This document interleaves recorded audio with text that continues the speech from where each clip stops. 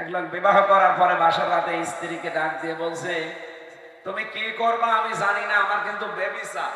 বলছে, স্বামী আপনি আমার সময় দেবেন না। শাশুড়ি এসে বলছে, বৌমা আমার কিন্তু নাতি চাই। বলছে, মা আপনি আমার সময় দেবেন না। দাদি শাশুড়ি এসে বলছে, তুমি কি করবা জানি না নাতি, বউ আমাদের কিন্তু পতি চাই। বলছে, দাদি সময় দে। দেবর আর ননদ এসে বলছে, ভাবি কি করবা জানি না, আমাদের কিন্তু ভাতি চাচাই, হয় ছেলে হোক অথবা মেয়ে। ও আবার ঘোমটা ফেলে দিয়ে বলছে স্বামীকে যে তোমার কি সব পাগলের বংশ? বিবাহ করে কেবল আসলাম, এখনো কিছুই হয়নি, আর 10 মাস 10 দিন যাবে, তারপরে কেউ নাতি পাবেন, কেউ পতি পাবেন, কেউ ভাতিজা পাবেন, কেউ বেবি পাবেন। এখনো কিছুই করলেন না, 10 মাস 10 দিন গেল না, আমি কেবল ডাউনলোড করে নিয়ে আসবো? আপনারা যা আরম্ভ করেছেন, আমরা কি ডাউনলোড করে নিয়ে আসবো? সুতরাং একটু সময় দেওয়ার দরকার আছে না নেই? একটা সন্তান আসতেই যদি 10 মাস 10 দিন সময় লাগে, এদের হয়েছে মাত্র 8 মাস। আর একটু সময় দেন, দেখেন না 8 মাসে দাদা কিন্তু হাত জোড় করেছে।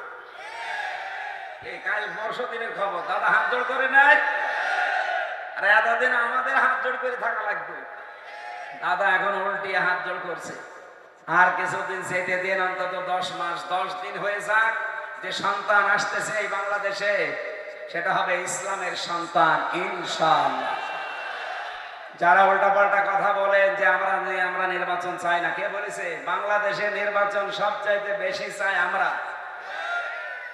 কোন জেলায় যদি কোন আসনে কেউ পাশ নাও করে, কুমিল্লা জেলার 14 গ্রামে ডাক্তার আব্দুল্লাহ মোহাম্মদ তাহের পাশ করবে, তার 100 জনের 70টা ভোট নিয়ে আমি লিখে দিতে পারি। নিয়ে আসেন, বাংলাদেশে সবচাইতে বেশি থাকে আমি কুমিল্লাতে।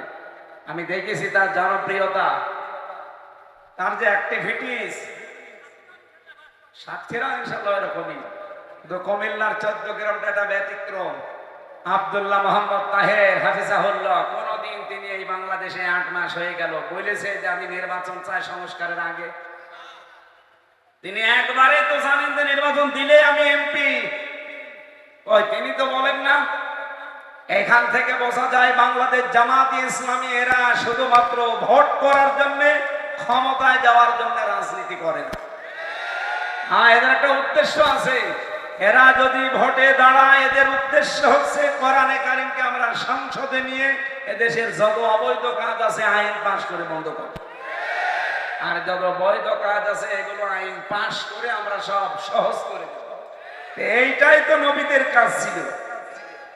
নবীজিকে আল্লাহ জানাতে চেয়েছেন, হে নবী আপনি এইটা বলেন, কুল হাদিহি সাবিলি আদউ ইলাল্লাহ, এইটাই আমার পথ। আমি মানুষকে আল্লাহর দিকে ডাকি, আন্দাজে ডাকি না, বুঝে শুনে ডাকি। আনা ওয়া মান ইত্তাবানি, এটা আমার পথ এবং আমার অনুসারী যারা তাদের একই কাজ। এই জন্য আমরা এই কথাগুলো এখানে বলার আমার মনে হয় দরকার ছিল না, তারপরে বলছি ইমানের তাকিদে। কারণ আমরা 54 বছর অলরেডি ভুল করেছি, এখন আমরা আর সামনে ভুল করতে চাই না। যে আমেরিকা সারা জীবন মানুষদেরকে গণতন্ত্রের সবক দেয়, নারী পুরুষ সমান অধিকার, এই কথা জানায়, আপনি তাদের দিকে তাকান তো। 236 বছর চলছে, এই 236 বছরে আজ পর্যন্ত কোন মহিলাকে তারা দায়িত্ব দেয়নি। কথা বলেন, তারা কোরআনে কারিমের একটা আয়াত মেনে চলে, আর রিজালু কাওয়ামুনা আলান নিসা। আল্লাহ তাআলা বলেন পুরুষ হবে নেতা, মেয়েরা হবে আজ্ঞাবহ।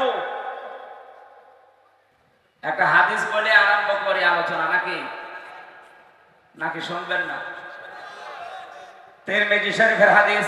এখানে কথা বলা যাবে না ভাই, আপনারা না শুনলে চলে যাবে, আমার ডিস্টার্ব হচ্ছে, কথা বলা যাবে, একেবারে ডিস্টার্ব হচ্ছে।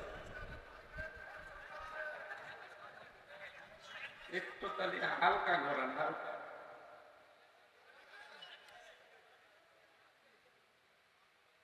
বিশ্বনবী জানিয়েছেন, মানিত্তাবাআল হুদা বিগাইরিল কুরআন আদাল্লাহুল্লাহ। তিরমিজি শরীফের হাদিস। যেহেতু অনেক আলেম আছে এখানে, শিক্ষিত মানুষেরা আছে, তাদের জন্য বলছি, নবীজি বলেন, কোন মানুষ যদি কোরআন বাদ দিয়ে পৃথিবীতে কোন জায়গায় হেদায়েত পাওয়ার জন্য যায়, তার মন যদিও ভালো থাকে, যেহেতু কোরআন সেখানে নেই, এই জন্য আল্লাহ নিজে দায়িত্ব নিয়ে তাকে গোমরা বানিয়ে দেয়। শব্দটা যদি নবী দল্লা দিতেন সোলাসি মুজাররদ, বাংলা অর্থ আসতো আপনি নিজেই নিজেকে খারাপ বানিয়ে ফেলেছেন। আদাল্লাহ ইউদিল্লু বাবে ইফআল থেকে এসেছে। এই বাবের খাসিয়াত যতগুলো আছে তার প্রথম নাম্বার অভ্যাস খাসিয়াত হচ্ছে এই বাবের বাংলা অর্থ দাঁড়ায় আপনি হয়তো ভালো হওয়ার নিয়তে কোনো জায়গায় গিয়েছিলেন, কিন্তু কোরআন শরীফ সেখানে ছিল না, কোরআনের কোনো নিয়ম নীতি সেখানে ছিল না। এই জন্য আল্লাহ নিজে দায়িত্ব নিয়ে আপনাকে আরো খারাপ বানিয়ে দেবে। সাতক্ষীরাবাসী এতালা পাটকেল ঘাটা কলারমা এলাকায় যারা বসবাস করেন, এখানে যারা এসেছেন, আমি জানি শুধু এখানে জামাত ইসলাম, বিএনপি, জাতীয় পার্টি না, সব দলের লোক আছি আমরা। এই কথা বলেন, আপনি নবীর এই হাদিস কি সব দলের জন্য না? বলেন বলেন। আমি তো শুধু অ্যাডভার্টাইজ করছি। এটা নবীজির মুখ থেকে। বিশ্ব নবী যদি এখন বেঁচে থাকতেন আর এই তালার ময়দানে যদি এখন আসতেন, আরে হাদিস যদি এখন আপনাদের সামনে উপস্থাপন করতেন, কারা কারা মেনে নিতেন? আলহামদুলিল্লাহ, যেহেতু আমি নবীর ওয়ারিস হিসাবে এসেছি, আল উলামা ওয়ারাসাতুল আম্বিয়া, নবীদের ওয়ারিস, আমি উত্তরাধিকারী, ওই রকম একটা দায়িত্ব নিয়ে, দায়িত্ব বোধ নিয়ে বলছি। হ্যাঁ, আমি একটা রাজনৈতিক দলের সাথে আছি, সেটা আমার ভিন্ন পরিচয়, কিন্তু এখন কোরআন হাদিস এটা যেহেতু সবার জন্য, আমি যেহেতু কোরআন হাদিসের আলেম, আমিও সবার জন্য। এক কথা বলছেন। সুতরাং যদি দলীয় চিন্তা করে বলেন না উনি ওই দল করে, আমার ধরা শোনার দরকার নেই। আমি কি দলীয় নাম বলে আপনাকে শুনতে বলছি? কোরআন যেমন সবার জন্য, আমি কোরআনের আলেমও সবার জন্য। সুতরাং অন্তত এই ময়দানটা একটু কথাটা বিশ্বাস করেন। নবীজি থাকলে এই কথাটা এভাবে বলতেন যে মানিত্তাবাল হুদা বিগাইরিল কোরআন আদাল্লাহুল্লাহ।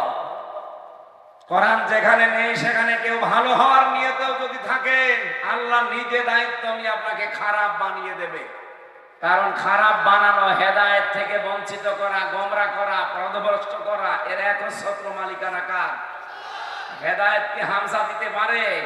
হামজার বাবার ক্ষমতা আছে? কে পারে? এটা কাউকে আল্লাহ দেয়নি। নবীর হাতে হেদায়েত ছিল, শুধুমাত্র আল্লাহ নিজের হাতে রেখে দিয়েছিলেন। এই হাদিসের বাস্তব প্রমাণ বাংলাদেশে আমার জেলা যেহেতু কুষ্টিয়া, আপনি লালনের মাজারে যারা চাই দেখেন, এরা কিন্তু কেউ খারাপের নিয়তে যায় না। যারাই যাই জিজ্ঞাসা করলে বলে আল্লাহর ওলির দরবারে এসেছি, কি আল্লাহর ওলির মাজার জিয়ারত করার জন্য এসেছি। কি হয় সেখানে? যেহেতু ওখানে কোরআন নেই, কোরআনের কর্মসূচি নেই, এই জন্য মানুষ আগে চাইছিল, ওখানে যাওয়ার পরে আরো খারাপ হয়ে যায়। আগে বিড়ি সিগারেট খেত না, এখন খায়। আগে গাঁজা কি বুঝতো না, এখন গাঁজা খায়। এক কথা বলে না কেন? তাহলে বলেন তো, আগের চাইতে কি ভালো হয়েছে না খারাপ হয়েছে? খারাপ বানাইলো কে? হ্যাঁ, না আল্লাহ। আদাল্লাহুল্লাহ, আল্লাহ নিজে খারাপ বানিয়েছে। কারণ কি? কোরআন যেখানে নেই তুই গেলি কেন? আরো আসতে বলে। তাহলে আমি এখান থেকে শিক্ষা দিতে পারি নির্দ্বিধায় যে বাংলাদেশে 48,000-এর উপরে এখন বিভিন্ন পীরের দরবার আছে, আমার তাহেরি ভাইয়ের দরবার সহ। যেখানে কোরআন নেই, কোরআনের কর্মসূচি দিয়ে কথা বলা হয় না, ওই দরবার যদি আমার বাবাও তৈরি করে, আমি ওখানে আর আজকে থেকে নেই। আমার নিয়ত যত ভালো থাকো, কোরআন নেই, এই জন্য আমাকে খারাপ বানিয়ে দেবে কে? এটা এটা বোঝেন না? আমি আরেকটু এগিয়ে যাই নাকি নাকি পেছিয়ে যাব? এই বাংলাদেশে যতগুলো রাজনৈতিক দল এখন আছে, নিবন্ধন এবং নিবন্ধন ছাড়া, যেই দলের কর্মসূচিতে কোরআন নেই, কোরআনের কর্মসূচি চলে না, ওই দলের প্রতিষ্ঠাতা যদি আমার বাবাও হয়, আমি ওখানে আজকে থেকে নেই। না, এটা এত জোরে বলার দরকার নেই, কারণ এটা আপনারা মানবেন না। আমি জানি এটা আপনারা মানবেন না। আরে ভাই, এটা যদি মানতে পারেন সত্যি নবীর কথা বিশ্বাস করে, আর না মানলে আপনার কপালে আপনি আগুন লাগাবেন। কারণ কোরআন যে দলে নেই, আপনি ভালো হওয়ার নিয়তে থাকলেও আপনাকে খারাপ বানিয়ে দেবে কে? সুতরাং আজকে সিদ্ধান্ত পাল্টাতে হবে এক্ষুনি, যে যেই দলে আমি আছি এই দলের কর্মসূচিতে কোরআন চলে না, কোরআনের নিয়ম নীতি নেই। ওই দল আমার বাবা বানিয়েছে, তাতে কি আমি ওই দলে এখন আর নেই।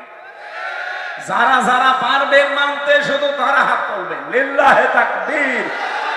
এই দেখেন তো হাত তোলেনি কে? ওই যে বলেন।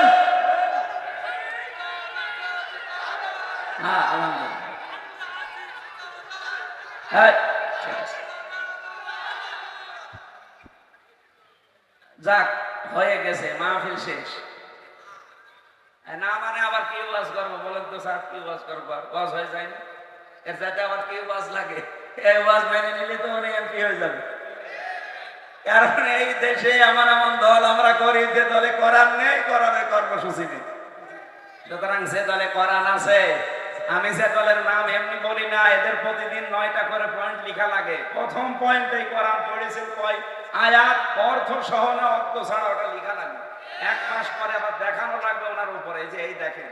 যদি ভুল হয় আবার নিচে টিক মেরে দেবে যে এটা ঠিক হয়। আমি এর চাইতে আর কি দলিল দেব বলে? একেবারে আঙ্গুল চোখে লাগিয়ে দেখিয়ে দিলাম। এরপরও যদি কেউ না মানতে চান, আমার মনে হয় এটা আপনার কপালের দোষ। অবশ্য ঠিক আছে, আপনার কপালের দোষ। আজকের মাহফিলে জনাব ইজ্জতুল্লাহ সাহেবের জন্য আমি যে ভোট চেয়েছি এমনি চাইনি, এটা কোরআনের নির্দেশ। এখানে 10 জন যদি এমপি প্রার্থী দাঁড়ায়, আপনি দেখবেন কার দ্বারা ইসলামের কাজ বেশি হবে, মানবতার কাজ বেশি হবে, আল্লাহর কাজ বেশি হবে। আজ গোবিন্দ পরামানিক পর্যন্ত বলছে, বাংলাদেশ জামাত ইসলামী যদি এ দেশের দায়িত্ব পায়, এ দেশের অন্যান্য জাতির লোকেরা সবচাইতে বেশি নিরাপদে থাকবে। এটা হিন্দু মানুষ বোঝে, আর আপনারা বোঝেন না। সুতরাং আমরা তো চাচ্ছি এইটা 54 বছরে যাই হোক হয়ে গেছে, এদিক ওদিক করে থুকু, এখন আর ওদিকে আমরা নেই। আমরা এখন চাই কোরআনে কারিম বুকে নিয়ে উনি যেন এবার 151 জনের ভেতর অন্তত একজন সাতক্ষীরাতে হবে, আমরা বিশ্বাস করি। কারণ এটা দ্বিতীয় ফিলিস্তিন। বাংলাদেশে এত অত্যাচার, এই স্বৈরাচার আর কোন জেলায় করেছে বলে আমরা জানি না। এই জেলার পরে আরেকটা জেলার নাম আছে চাঁপাইনবাবগঞ্জ। ওই জেলায় বাড়ি ওই আল্লাহর ওলিদের। যারা বলেছে কোন দলের পক্ষে ভোট চাওয়া আলেম ওলামাদের জন্য জায়েজ নেই, আরে ভাই আপনি না জায়েজ জায়েজ কি বোঝেন? জায়েজ লিখতে হয় আরবিতে কিভাবে আপনি জানেন? হ্যাঁ, এই জন্য সেটা জানেন না, মুখ খুলবেন না। নামাজের কথা আপনি কোরআনে পেয়েছেন মাত্র 82 জায়গায়, এই জন্য নামাজ খুব আনন্দ নিয়ে পড়েন, আগ্রহ নিয়ে পড়েন। যাকাতের কথা পেয়েছেন 82 জায়গায়, এই জন্য আপনি যাকাত বছরে বছর অন্তত দেখে দিয়ে দেন। আপনি রোজার কথা পেয়েছেন মাত্র 1 জায়গায়, জীবনে রোজা ছাড়েন না। হজের কথা পেয়েছেন মাত্র 1 জায়গায়, এই জন্য হজ আপনি করেছেন, আবার করবেন, নফল চিন্তা ভাবনা করেন। কিন্তু কোরআনে কারিম দিয়ে রাজনীতি করা লাগবে, এই কথা আল্লাহ দিয়েছেন 918 জায়গায়। এটা তো আমার মতো ছোট মাথা, যাদের বড় বড় মাথা ওটা আরো বেশি পাবে। 82 জায়গার কথা মানেন, 1 জায়গার কথা মানেন, 918 জায়গায় আল্লাহ যে দিল, এটা খেলা করার জন্য দিয়েছে। সুতরাং এটা না জেনে আপনি বলেছেন, যারা বললেন আপনারা আশা করছি ফিরে আসবেন।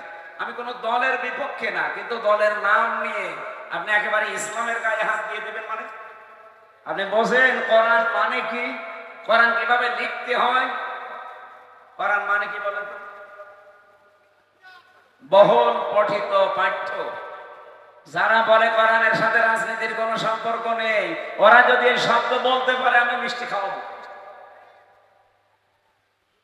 সুতরাং আপনাদের দরবিসন্ধি, সে যে দলের লোক হন না কেন, দরবিসন্ধি যা করছেন এগুলো কিন্তু এখন আর এই জেনজিরা যারা এদেশে 24-এর পরে আর মানে না। কথা বলেন না কেন? কারণ এই জামানার মানুষগুলো এখন বিশেষ করে এই যুবকরা 18 থেকে 35 তাদের বছর বয়স, এরা এখন শুধু দেখায় বিশ্বাসী না, এরা শোনায় বিশ্বাসী, দেখায় বিশ্বাসী। এখানে হাসিনায় 15.5 বছর শুধু শুনিয়েছিল যে আমরা উন্নয়নের রোল মডেল বানিয়ে ফেলেছি, দেশকে মহা উন্নয়নের যাত্রা শুরু করেছি, এগুলো শুধু শুনিয়েছে যে আমরা ডিজিটাল হয়ে গেছি, আমরা স্মার্ট হয়ে গেছি, এটা শুনিয়েছে শুধু। কিন্তু এই মানুষগুলো যখন দেখার জন্য একটু দেখলে না এত কথার সাথে কাজের কোনো মিল নেই, তখনই কিন্তু তারা ঘুরে দাঁড়িয়েছে যে এই বৈষম্য আমরা আর চলতে দেব না, যাদের কথার সাথে কাজের মিল।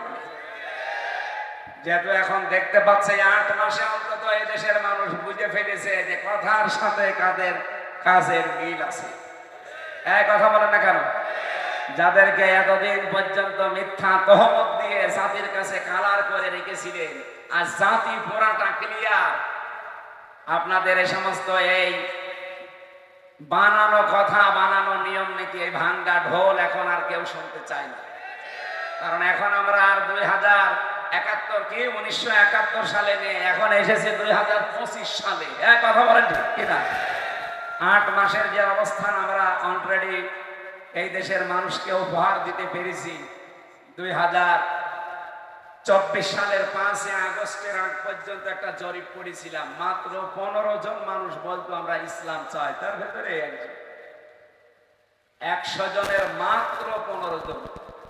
কিন্তু এই যে আপনি এপ্রিলের 1 তারিখের জরিপ বের করেন, এখন তো 6 তারিখ চলছে না, 1 তারিখে জরিপ এসেছিল, তাও আমরা বানাইনি, সব খ্রিস্টানরা পাঠিয়েছে। মাইক্রোসফট, এরপরে ভয়েস অফ আমেরিকা, এগুলো সব খ্রিস্টানরা চালা।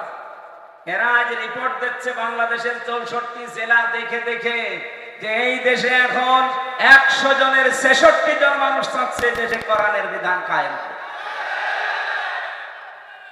8 মাসে যদি 15 থেকে 66% চলে যায়, আর কিছুদিন যেতে দেন, আল্লাহর কসম করে বলছে 100 জনের 100 জন মানুষই তখন বলবে আমরা এই দেশে ইসলাম চাই। কিছু মানুষ তো বুঝে ফেলেছে, এই জন্য ওদের মাথা খারাপ হয়ে গেছে। ও মানুষগুলো বলছে কিচ্ছু চাই না, নির্বাচন চাই। কিছু চান না মানে সংস্কার আগে দেওয়া লাগবে না, নির্বাচন চাচ্ছেন। কারণ ওই সাতক্ষীরার ডিসি এখন কুষ্টিয়ায়, কুষ্টিয়ার ডিসি এখন কুড়িগ্রামে, জিনিস তো একই। এক কথা বলে না কেন? এই যে শরীফার গল্পের মতো হয়ে গেছে। সকালে বলছে আমি তো শরীফ, বিকালে এসে বলছে আমাকে শরীফা লাগছে। শরীফা লাগলেই হবে, শরীফা লাগার পরে তো আপনি উল্টিয়ে ফেলবেন। 1 দিন 2 দিন 5 দিন এভাবে বলতে বলতে শেষে বলবেন আমি যেহেতু শরীফা, আমি এখন মহিলা হোস্টেলে সিট চাই। এক কথা বলেন, মহিলা হোস্টেলে আপনার মেয়ে আছে, আপনার বোন আছে, আপনার ফুফু আছে, সেখানে যদি শরীফ থেকে শরীফার নাম নিয়ে ওখানে থাকে, আপনার বোন, আপনার মেয়ে, আপনার ফুফু ঠিক থাকবে? কয়েকদিন পরে যার সন্তান পেটে নিয়ে ঘুরবে না? এক কথা বলেন না কেন? সুতরাং যতই শরীফ দাবি করুক, জিনিস কি? ও শরীফা দাবি করলেই হবে, মাল তো সে শরীফই আছে। বাংলাদেশের 64 জেলায় 1628 জন মানুষ দায়িত্বে ছিল, এরা জিনিস তো সব একই আছে, খালি কুড়িগ্রাম থেকে কুষ্টিয়া, কুষ্টিয়া থেকে কুমিল্লা, এই পাল্টিয়েছে। আমরা চাই সংস্কার, এমনি না, চাই এই জালেম এবং জালেমদের দোসর যারা সবগুলোকে চেয়ার থেকে বিদায় করেন, এই 15.5 বছরে যারা বৈষম্যের শিকার ছিল তাদেরকে বসা। নির্বাচন আমরাও চাই, কালকে নির্বাচন দিয়ে দেন, কোনো অসুবিধা নেই, সংস্কার লাগবে আগে। এটা না করে আপনি আবার নির্বাচন দিয়ে দেবেন, ওই দিনের ভোট আবার রাতে হয়ে যাবে। নবীজি আয়াতের পক্ষে একটা হাদিস পড়েছি আমি, লা ইউফলিহা কওমুন আল্লাহু আমরাহুম ইমরাতুন। ওই জাতি কখনো সফল হচ্ছে না, হবে না, যে জাতির দায়িত্বে কোনো নারী আছে। আর 54 বছর বলেন তো এই দেশে দায়িত্বে মহিলারা বেশি ছিল না পুরুষ? এই জন্য নবীর হাদিস 100% সত্য, আমরা আর সফল হতে পারি না। ডোনাল্ড ট্রাম্পের মতো একটা মাতাল এই গাজাকে ধ্বংস করার জন্য যাদের হাত আছে এই শয়তান একজন। এক কথা বলেন না কেন? বিশ্বের মুসলমানদেরকে নিধন করার জন্য যারা কাজ করছে, এই অভিশপ্ত জাতি ইহুদিরা এদেরকে ইন্ধন দিচ্ছে এই মাতাল। আমেরিকার মতো জায়গায় 236 বছর চলছে, আজ পর্যন্ত তারা কমলা হ্যারিসের মতো এত বড় শিক্ষিত মানুষদেরকে তারা মহিলা নেতৃত্ব দেয়নি, অথচ এই মাতালকে বসিয়েছে। তারা জাতে মাতাল, তাহলে ঠিক আছে, আর আমরা জাতেও মাতাল, তাহলেও আমরা আর মাতলামি করতে চাই না। আগামী থেকে পুরুষ মানুষ যাবে দায়িত্বে। এই কথা বলেন না কেন? পুরুষ মানুষ দায়িত্বে গেলে কি হয়? ডক্টর মোহাম্মদ ইউনূসের দিকে তাকান। অনেক যদি হযরতে ওমরের মতো ইসলাম বুঝতেন, ইসলাম পালন করতেন, এই দেশটা মালয়েশিয়ার মতো তিনিও মাহাতির মোহাম্মদের মতো দাঁড় করিয়ে ফেলতেন। আল্লাহ রাব্বুল আলামিন ইচ্ছা করলে তিনি সব পারেন। আল্লাহ যেন কবুল করেন তাকে। বলেন আমিন। আরো জোরে বলেন আমিন। মাহফিলে আমি দোয়া করছি বাংলাদেশ জামাত ইসলামী সাতক্ষীরা জেলা শাখার শ্রদ্ধাভাজন জেলা আমির জনাব অধ্যাপক শহীদুল ইসলাম মুকুল দামাত বারকাতুহুমুল আলিয়া, যত মেহমানের নাম দিয়েছেন আপনারা, বিশেষ করে আলহাজ ডাক্তার শেখ মাহমুদুল হক নায়েবে আমির, উনি বাংলাদেশ জামাত ইসলামী সাতক্ষীরা জেলা শাখার, মাওলানা মফিদুল্লাহ, মাওলানা আসাদুজ্জামান, ডক্টর তৈবুর রহমান খান, শেখ আব্দুল হাকিম, আরো যারা আলোচনা রাখলেন এখানে, সব আলেমদের জন্য দোয়া আছে। আমার মনটা সেই ফজরের পর থেকে খুবই খারাপ, কারণ দৃশ্যগুলো দেখলে এমনি কান্না চলে আসছে। কি বাস্তবতা! আয়না ঘরে তো কি করেছিল, এখন একেবারে প্রকাশ্য আয়না ঘর চলছে গাজায়। পৃথিবীর মানচিত্র থেকে এই অভিশপ্ত জাতি ইহুদিরা এই দেশটাকে আজ গায়েব করে দিল। মুসাফির অবস্থায় আছি, মাজলুম অবস্থায় আছি। আল্লাহ রাব্বুল আলামিন এই হাজার হাজার বান্দা বান্দীদেরকে নিয়ে মুসাফিরের দোয়া তুমি ফেরত দিও না। গাজাকে যেভাবে ওরা ধ্বংস করে আনন্দ উল্লাসে মেতে আছে, আমরা যেন চর্ম চোখে দেখতে পারি এই পৃথিবীতে অভিশপ্ত এই জাতি তুমি গায়েব করে দিয়েছো। বলেন আমিন। সূরা নিসার এই 75-74 নম্বর আয়াতে আল্লাহ রাব্বুল আলামিন আফসোস করছে। রাব্বুল আলামিন বলেন, মা লাকুম লা তুকাতিলুনা ফি সাবিলিল্লাহ, কি হয়েছে তোমাদের? কেন তোমরা আল্লাহর রাস্তায় সংগ্রাম করো না, লড়াই করো না? আল মুস্তাদাফিনা মিনার রিজালি ওয়ান নিসাই ওয়াল বিলদান, কত দুর্বল অসহায় নারী পুরুষ আবাল বৃদ্ধ বনিতা, ইয়াকুলুনা রাব্বানা আখরিজনা মিন হাদিহিল ক্বরিয়াতি যালিমি আহলুহা। এই আয়াতটা বাস্তব প্রমাণ দেখছি। গাজার এই ছোট ছোট বাচ্চা পর্যন্ত আকাশের দিকে হাত তুলে আল্লাহকে যেন ডাক দিচ্ছে, রব্বুল আলামিন, হে আমাদের প্রতিপালক, হে আমাদের রব, আমাদের জন্য আপনি পাঠান। আজাল লানা মিন লাদুনকা ওয়ালিয়া, একজন সাহায্যকারী পাঠান। আজাল লানা মিন লাদুনকা নাসীরা, একজন অভিভাবক অথবা সাহায্যকারী আমাদের জন্য আপনি পাঠান। অথবা আপনি এক কাজ করে নিন, এই জালেমদের এলাকা থেকে আপনি আমাদেরকে বের করে নিয়ে যান। বিশ্বের মুসলমানদের কাছে আমি আহ্বান জানাচ্ছি, কি জবাব দেবেন আপনি বলেন তো? আজকে যে কত মানুষ দুনিয়া থেকে বিদায় নিল, একজনের দেখলাম মাথা উড়ে গেছে। সন্তানের বয়স খুব বেশি হলো, 6 থেকে 7 মাস বয়স হবে। হাসপাতালের উপরে তারা বম্বিং করেছে, তার ভেতরে একটা শিশুর মাথা উড়ে গেছে। বাবা নিজে শিশুর বুকের উপরে হাত দিয়ে মাথা ছাড়া মস্তক ছাড়া সন্তানটাকে আকাশের দিকে তুলে ধরেছে। বিশ্বের মুসলমানদেরকে, 200 কোটি মুসলমানদেরকে ডাক দিয়ে কেন বলছে, পৃথিবীর মুসলমানেরা, আমার এই সন্তানটার সাথে তোমাদের দেখা হবে জান্নাতে। তোমাদেরকে আল্লাহ যদি ওই দিন জান্নাতে দেয়, আমার এই সন্তানকে আমি জান্নাতের গেটে দাঁড় করিয়ে রাখবো। কোন কারণে তার মাথা নেই, তোমাদের জবাব দেওয়া লাগবে ওই দিন। এখানে জেগে ওঠে। আমি এখানে আধা ঘন্টা 35 মিনিট 1 ঘন্টা আপনাদের কি সাজিয়ে তুলবো, কিসের আয়না ঘর আর কি বলবো। এত বড় যে বিশাল কাজ ঘটে যাচ্ছে, এরপরও যদি আমাদের বিবেক জাগ্রত না হয়, আমার এই আধা ঘন্টা 1 ঘন্টার বক্তব্যে আপনি জাগ্রত হবেন, কিছুই হবে না আপনার। এই জন্য মন তৈরি করেন। আল্লাহ রাব্বুল আলামিন ঈমানদারদের কিছু করণীয় এখানে দিয়েছেন। আল্লাযীনা আমানু ইউকাতিলুনা ফি সাবিলিল্লাহ, যারা ঈমান এনেছেন তাদের কাজ হবে দুনিয়ায় তারা লড়াই করবে, সংগ্রাম করবে। আপনার মনের ভেতরে আকাঙ্ক্ষা যদি না থাকে, মাতা ওয়ালাম ইয়াহসু ওয়ালাম ইউহাদ্দিস বিহি নাফসাহু মাতা আলা শাবাতিন মিনান নিফাক। নবীজি বলেন যে লোকটা মরে গেল কিন্তু তার মনের ভেতরে জিহাদ করার কোনো তামান্না, ইচ্ছা, আকাঙ্ক্ষা ছিল না, লোকটা মুনাফিক হয়ে মারা যাবে। বলেন নাউজুবিল্লাহ। আজ তামাম দুনিয়ায় মুসলমানদেরকে পিছিয়ে রাখার পেছনে একটাই মাত্র কারণ, আমরা মরণ এটা ভুলে গেছি। কোরআনের পাকে আল্লামা সাঈদী রাহমাতুল্লাহ আলাইহি ওনার বক্তব্যে মাঝে মাঝে বলতেন, শাহাদাতের যে মরণ, এখানে কোন রকমের কোনো কষ্ট নেই। আর যে মানুষগুলো বিদায় নিল এরা যে অবশ্যই শাহাদাতের মর্যাদা পেয়েছে। আলা তাহসাবান্নাল্লাযীনা কুতিলু ফি সাবিলিল্লাহি আমওয়াতা বাল আহয়াউন ইনদা রাব্বিহিম ইরযাকুন। রব্বুল আলামিন সূরা আলে ইমরানের 169 নম্বর আয়াতে জানিয়েছেন যে ধারণাও করবি না, যারা আমি আল্লাহর জন্য জীবন দেয় শহীদ হয় এদেরকে মরে গেছে ধারণাও করবি না। বালা হায়াউন, বরং তারা জীবিত।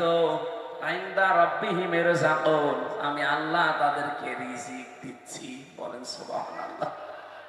তারা রিজিক পাচ্ছে। সুতরাং গাজা সহ, ফিলিস্তিন সহ ভারতের যে সমস্ত জায়গায় মুসলমান নিধন করেছে, এখনো বিভিন্ন কায়দায় চলছে। তাম দুনিয়ার যত জায়গায় যে মুসলমান নিধন হচ্ছে, আল্লাহ রাব্বুল আলামিন এই মানুষগুলোকে তুমি শাহাদাতের সর্বোচ্চ মাকাম দান করে নিজে তুমি তাদেরকে রিজিক দাও। বলেন আমিন। ফারিহাইনা বিমা আতাহুমুল্লাহু মিন ফাদলি, তারা কিন্তু খুশি। আমি আজকে একটা দৃশ্য দেখলাম, একটা বোমা যখন পড়েছে সঙ্গে সঙ্গে বোমার আঘাতে প্রায় 15-20 জন মানুষ একেবারে আকাশের দিকে উঠতেছে।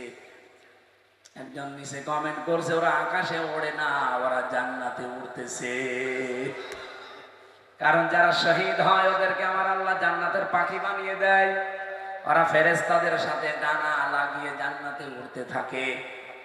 আমাদের দেশ বাংলাদেশ 2024, যত মানুষ এভাবে নিজেদের সবচাইতে দামি জিনিস জীবনটা দিয়ে চলে গেল, আমাদের গাছ মুক্ত ভাবে সাতক্ষীরাতে ঢোকার পরিবেশে তৈরি করে দিল, কোরআনে কারিমের পক্ষে আসার মতো একটা সুযোগ দিল।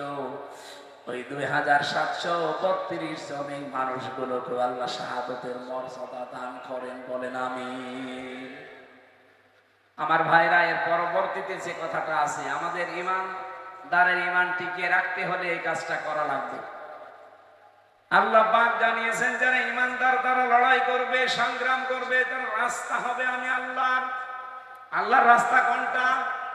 এই কোরআনে 500 নিয়ম আল্লাহ দিয়েছেন। এই 500 নিয়মের ভেতরে যে কোনো নিয়মে থাকবেন ওইটাই আল্লাহর রাস্তা। আমি কালকে একটা আয়াতের তাফসীর পড়তেছিলাম, সূরা আলাম নাশরার আয়াতের 5 এবং 6 নম্বর আয়াত। রব্বুল আলামিন বলেন, ফাইন্না মাআল উসরি ইসরা। এখানে আলেম আছেন যারা, এখানে মার পরে উসরুন আছে, উসরুনের আগে আলিফ লাম আছে। তাফসীরে ফি জিলালিল কোরআন সাইয়্যিদ কুতুব এটা বোঝাতে চেয়েছেন রাহমাতুল্লাহ আলাইহি। আল্লাহ কষ্টের কথা দেওয়ার আগে মা দিলেন, এর আগে আলিফ লাম দিলেন। উদ্দেশ্য হচ্ছে আলিফ লাম দেওয়া মানে মারিফা করা, নির্দিষ্ট করা। আল্লাহ জানাতে চেয়েছেন পৃথিবীতে যদি কেউ একটা কষ্ট সহ্য করে, ইসরা এটা আবার না কেরা অনির্দিষ্ট, এই পৃথিবী